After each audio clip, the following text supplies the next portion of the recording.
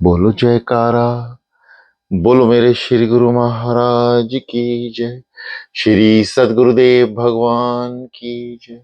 श्री नंगली निवासी भगवान की जय। श्री परमहंस दयाल जी महाराज की जय। श्री सद्गुरुदेव भगवान जी के प्रेमी, श्री अद्वैत दर्शन मतलब श्री परमहंस महाराज जी, श्री दादा गुरु महाराज जी के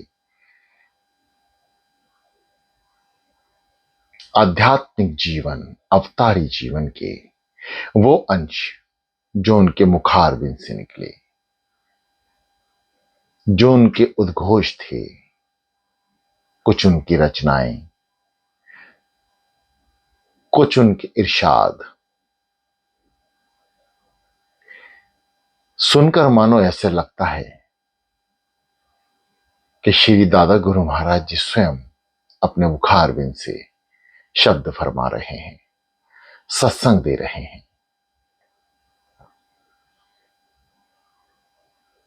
आपने कई सौ मनुष्य के जीवन को कल्याण मार्ग पे लगा दिया। चाहे आप जेल में रहें, चाहे आप आश्रम में, आपने कभी किसी से मोह नहीं किया, हमेशा वैराग स्थिति में रहे।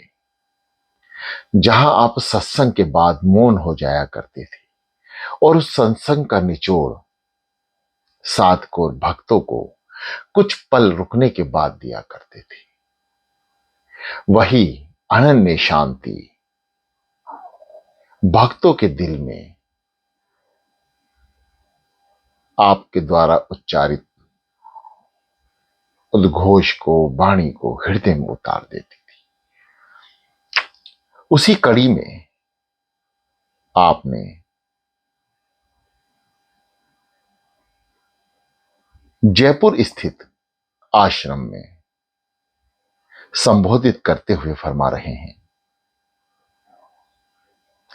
आजकल के साधुओं पर यह बात बड़ी सच्ची ठहरती है, करे नौकरी आवे चोट, सबसे भली भीख की रोट। लोग बीवी बच्चों के व्यवहार से तंग आकर किसी महंत के पास जा कर रहने खाने पीने का भरपूर इंतजाम करवा लेते हैं, सिर मुंडवाकर फौरन साधु बन जाते हैं। भजन पूजा अथवा जाप तप से कोई वास्ता नहीं। मठ में भी उसी प्रकार के दो चार मनमते साधुओं के साथ बैठकर ताश चौपड़ खेलते रहते हैं। इस तरह के गैर अधिकारी लोगों को चेला बनाने वाले गुरुओं को भी उनके दुष्कर्म का पाप भोगना पड़ता है। दो जाट अपने घर से लड़ भिड़ कर निकले और एक महंत के पास चले गए तथा भगवा भेष धारण कर लिया। कामकाज तो कुछ करना नहीं था, ऊपर से खाने को तरतीजें मिलती थी। चंद रोज में खूब मोटे ताजे हो गए और ऐसे काहिल बन गए कि किसी मामूली काम के लिए भी एक को कहा जाता तो वह दूसरे का नाम पेश कर देता। बात बात में उनमें झगड़ा फसाद होता रहता था। गुरुजी के कुछ भी कहने पर वह कहता कि यह काम वह क्यों नहीं करे, दूसरा उसी प्रकार से जवाब देता। उनके झगड़ों से तंग आकर महंत जी ने कुल काम आधे आधे बांट दिए। अंत में उनके निजी शरीर की सेवा बची, वे भी आधी आधे अंग की सेवा दोनों के सुपुर्द कर दी। एक पैर हाथ का चेला, एक पैर हाथ एक चेला दबाता तो दूसरा पैर हाथ दूसरा चेला। एक रोज एक चेला किसी काम से बाहर चला गया और देर तक वापस ना आया। सोने वक्त दूसरे चेले ने गुरुजी के अपने हिस्से का हाथ पैर दबा दिए, किंतु दूसरी तरफ से अंग छुआ तक नहीं। गुरुजी बार बार कहकर थक गए, किंतु उसने उनकी एक ना सुनी। गुरुजी को नींद आ गई और उन्होंने करवट बदली। करवट बदलने पर उनका दूसरा पैर पहले पैर के ऊपर जा चढ़ा। वह मूर्ख चेला दूसरे गुरु भाई के हिस्से के पैर को अपने वाले पर चढ़ते देखकर आग बबूला हो गया। उसने खट एक मोटी सोटी संभाली और ऊपर वाले पैर पर चोट दे मारी। गुरुजी दर्द के मारे रात भर तड़पते रहे। दूसरे दिन जो चेला बाहर गया था आ गया। गुरुजी को लंगड़ाते देखकर उसने उसका कारण पूछा। जैसे ही सुना कि उसके गुरु भाई ने उसके हिस्से के पैर पर चोट मारी, उसने डंडे से दूसरे पैर को भी मारना शुरू कर दिया। इस प्रकार गुरुजी दोनों पैरों से चोट खाकर चलने फिरने से लाचार होकर बिस्तर पर ही पड़ गए। वैसी हालत में भी दोनों मूर्ख चेले अपने अपने हिस्से के पैर की चोटों पर दवा दारू और मालिश करते रहे। इस प्रकार चेलों की मूर्खता का फल गुरु को भोगना पड़ता है। आप कैसे अपने इरशाद से छोटी सी कोई कहानी या उदाहरण देकर भक्तों के समक्ष ऐसा गूढ़ सत्संग और विचार पेश किया करते थे कि सुनने वाले का जीवन में जबरदस्त परिवर्तन आ जाता था। उसी कड़ी में एक दिन आपने फरमाया, किसी आदमी ने एक दूसरे सत्संगी के विषय में महाराज से शिकायत करनी शुरू की। उसमें अमुक अमुक बुराइयां हैं। यानी श्री परमहंस महाराज जी के किसी शिष्य ने, सत्संगी ने श्री परमहंस महाराज जी शिकायत की अपने एक गुरु दूसरे भाई की। श्री परमहंस महाराज जी हमेशा मौन रहा करते थे और बड़ा रुक कर विचार कर कर किसी विषय पर चर्चा या सत्संग किया करते थे। श्री महाराज जी यह सुनकर कुछ देर रुके और फिर एक नकल कह पड़े, यानी एक उन्होंने इरशाद सुनाया। एक चमार का लड़का घर से झगड़ा कर भाग गया और दूसरे शहर में जाकर भीख मांगने लगा। वहां के महापंडित के दरवाजे पर भीख के लिए खड़ा था कि घर की पंडिताइन ने उसे देखकर पूछा, क्या तू ब्राह्मण है? उसने कहा, हां। लड़का खूबसूरत था। महाब्राह्मण को भी सिर्फ एक लकड़ी थी। महाब्राह्मण को भी सिर्फ एक लड़का और एक लड़की थी, जिसकी शादी करके वे धन आजमाइश करना चाहते थे। उन्होंने उस लड़के की जात पात तथा गोत्र वगैरह के बारे में पूछा तो लड़का अनजान बना रहा। पंडित जी ने अपने घर में रख लिया और पढ़ना लिखना शुरू कर दिया। कुछ दिनों के बाद उसने अपनी लड़की की शादी कर दी। दुर्भाग्यवश लड़के का बाप उसे ढूंढता हुआ जा पहुंचा। लड़के ने उसे अलग हटाकर कहा कि यहां तो मैंने जात छिपाकर ब्राह्मण की लड़की से शादी कर ली है। आपसे यदि बात खुल गई तो दोनों जान से मारे जाएंगे, अतः आप मौन साध कर बैठ जाएं। मैं पालकी लेकर आपको लेने आऊंगा।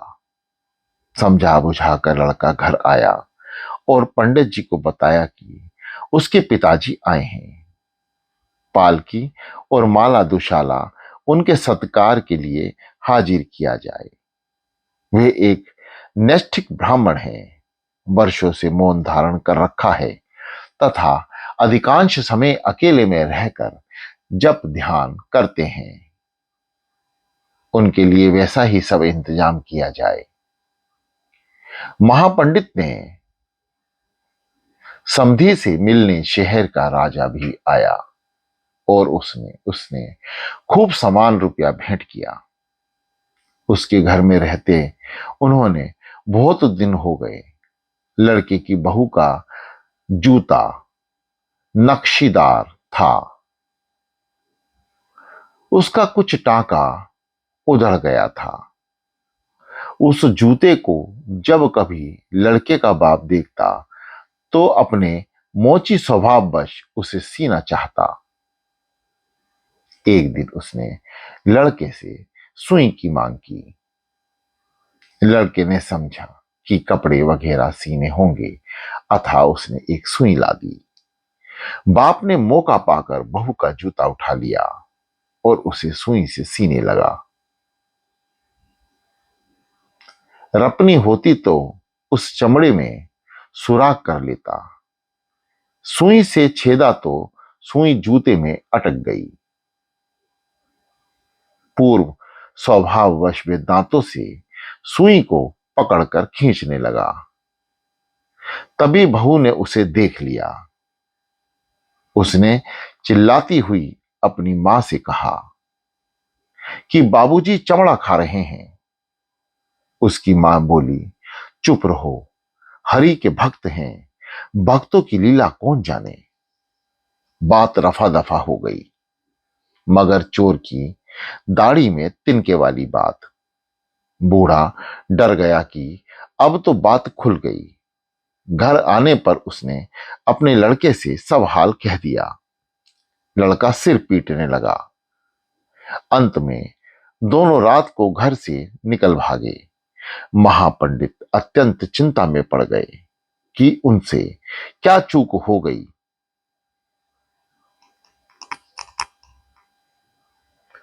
उन्होंने राजा को खबर कर दी कि उनके दामाद और समधी नाराज होकर निकल गए। राज्य के सिपाही चारों तरफ ढूंढने निकले और दोनों को पकड़ पंडित जी के सामने हाजिर किया। वह लड़का ससुर के पैरों पर पड़ गया और हाथ जोड़कर बोला कि महाराज, चाहे मारे अथवा छोड़े, मैं तो चमार हूं। मैंने अपनी जात छिपाई थी। महापंडित बोले, चुप रहो, हम भी ब्राह्मण नहीं चमचेड़ हैं। बात अंदर ही अंदर रहने दो।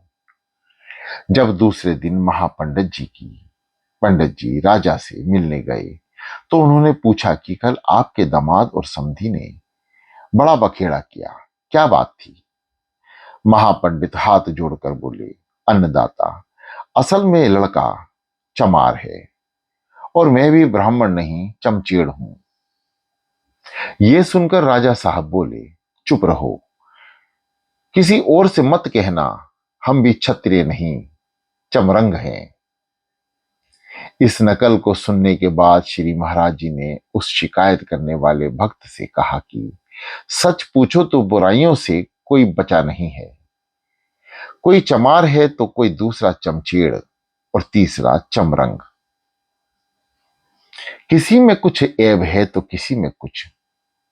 जैसे सोच के बाद अपनी टट्टी धोने में किसी को नफरत नहीं होती, उधर दूसरों का पखाना देखकर भी मिचलाता है। उसी प्रकार दूसरों के छोटे छोटे ऐब भी बड़े दिखलाई पड़ते हैं और अपने बड़े ऐब को भी आदमी छिपाता है। दूसरों के दोष बताने की आदत अच्छी नहीं है। श्री परमहंस महाराज जी ऐसे इरशाद और कुछ वक्तव्य के जरिए सभी के प्रश्नों का उत्तर, समाधान कर दिया करते हैं। एक बार श्री परमहंस महाराज जी ने फरमाया, कई लोग ऐसा कहते हैं कि आजकल कोई पहुंचा हुआ गुरु रह ही नहीं गया, फिर गुरु बनाया किसे जाए। ऐसा कहने वालों से यह पूछना चाहिए कि क्या वे पूर्ण शिष्य हैं, जिनको पूर्ण गुरु के ना होने की शिकायत है। पूर्ण गुरु मिले भी तो उनकी पहचान भी कोई सच्चा जिज्ञासु शिष्य ही कर सकता है। कारण उन ज्ञानी गुरु के उच्च और श्रेष्ठ विचारों को समझने अथवा ग्रहण करने की क्षमता भी तो शिष्य में होनी चाहिए। अगर किसी एमए डिग्रीधारी प्रोफेसर को दूसरे तीसरे दर्जे के छात्र को पढ़ाने को नियुक्त कर दिया जाए तो उसके लेक्चर को भी अदान सा बच्चा भला क्या समझ सकेगा। वैसे ही किसी अनधिकारी व्यक्ति को पहुंचे हुए ज्ञानी गुरु की तलाश फिजूल है। उनको चाहिए कि जो कोई साधु महात्मा उससे मिले, श्रद्धा पूर्वक वह उनके साथ सत्संग करे, उनका सत्संग सुने और धीरे धीरे खुद को सत्य पात्र बनाए। यदि वे सत्य पात्र बन गया तो कुदरती तौर पर वे कोई ना कोई ज्ञानी गुरु उसे मिल जाएंगे। ऐसे श्री सद्गुरुदेव भगवान श्री परमहंस महाराज जी के छोटे छोटे अनमोल वाक्य जो उनके मुखारबिंद से निकले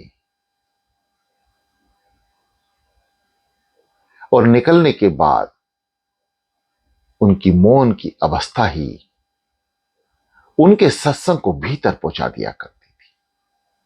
यानी उनके मौन में भी इतनी शक्ति थी कि जो उद्गार कुछ समय पहले बोले गए, कुछ मिनट पहले बोले गए, वे सुनने वाले के भीतर उतर जाते थे।